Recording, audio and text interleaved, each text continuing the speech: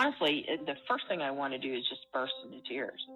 My tank is empty, and I need to binge all the Girl Scout cookies and only wear sweatpants for at least 3 months straight.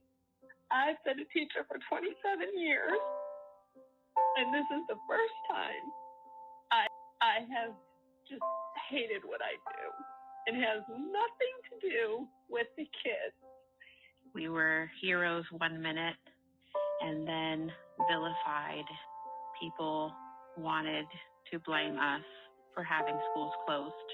I wanted to stand outside the school with a megaphone and just shout, I am just a lady. I have no idea what is going on, but I am here, and I'm really trying my best. There are things that I think we'll be able to take away from this, but for the most part, it's like, I have taught hybrid, then remote, then back to in-person, then we got quarantined, and then I have to do state testing. Somebody somewhere is not listening to educators. So I had my kids in the classroom, not really socially distanced. Then I had my kids on Zoom. Then I had kids I never was able to find. They were just missing. Like take attendance, like I just gave up.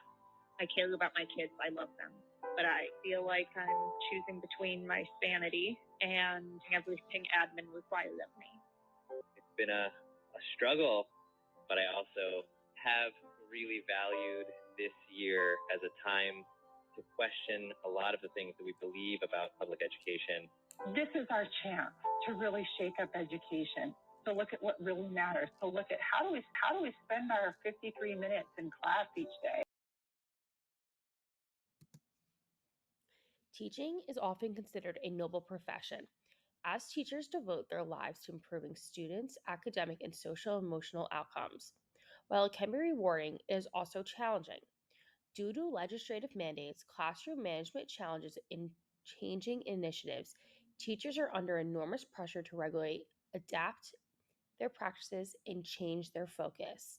High quality teaching is necessary for student learning, development, and accomplishments, but can be difficult to accomplish with changing mandates and little administrative support. With the rising demands of high expectations placed on teachers, teachers are struggling to cope with the added pressures and stress of being educators. Teaching is a stressful position, and the stressors involved can eventually deter a teacher's will to teach. For teachers to be able to teach meaningful and engaging learning techniques, it is essential to apprehend how teachers can become more effective at dealing with the everyday demands and challenges associated with the teaching profession. Such information would be useful in identifying coping processes that target early intervention. If teachers were provided with the minor modifications to their current processes of coping with stress, teachers have the potential to increase their overall well-being. As a result, this may lead to students becoming more engaged in the curriculum, thus increasing the teacher's ability to motivate them to. Therefore, this qualitative study sought to assess how teachers' stress level affect their day-to-day job performance and experiences by further investigating how teacher efficiency, emotional regulation, and coping may ease feelings of burnout. The study also sought to expose how novice and tenured teachers differ in their methods they use to cope with the everyday stresses of teaching. Although there's a concern about the stress a teacher endures, accepting that stress impacts both teachers' well-being and retention is vital. With teacher stress getting increased attention in the media, it is important to understand that the difference between stress and teacher stress is. Teacher stress is caused by environmental factors as well as individual attributes. According to past studies, the three most stressful aspects of teaching profession were dealing with disruptive students, interacting with colleagues, and responsibilities handed down by administration. While individual traits and attributes can include gender, age, personality, and ability to adapt, these factors may be the motive behind the departure rate of teachers. Recognizing possible stressors can help teachers choose constructive coping strategies rather than destructive strategies that may be detrimental towards aspects of life. Knowing what one's stressors may be is vital in teachers being able to develop appropriate coping strategies for stressors that are distinctive to their individual personalities. For coping to be effective, it must do more than simply reduce stress. There must be an opportunity to learn from the stressful encounter. By reflecting on past events and theorizing ways for improvement, teachers can become more stress resilient and remain in the profession.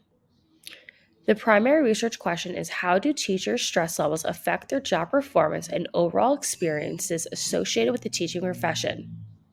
Below, you will see the first 3 questions as in a set of 7.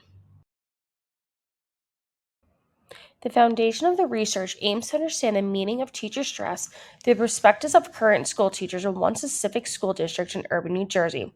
Participants will be selected from Passaic School District because of a large staff made up of teachers with varying years of experience in the K-12 environment. Using 2 different methodologies, online surveys and focus groups, the researcher will study the independent variable coping and the dependent variable stress. Passaic School District is a state-run district which relies on federal grants. The population of the school district is made up of many immigrants, with the median household income falling below the poverty line. By having the teachers understand the stresses that they face, they are able to better prepare for what comes in the future.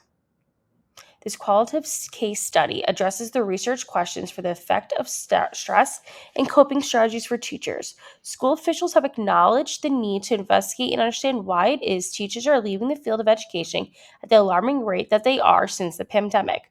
This study will serve as an outlet for teachers to discuss the problems associated within the field of education, helping to create professional development programs that address specific strategies that will increase the well-being for the teachers.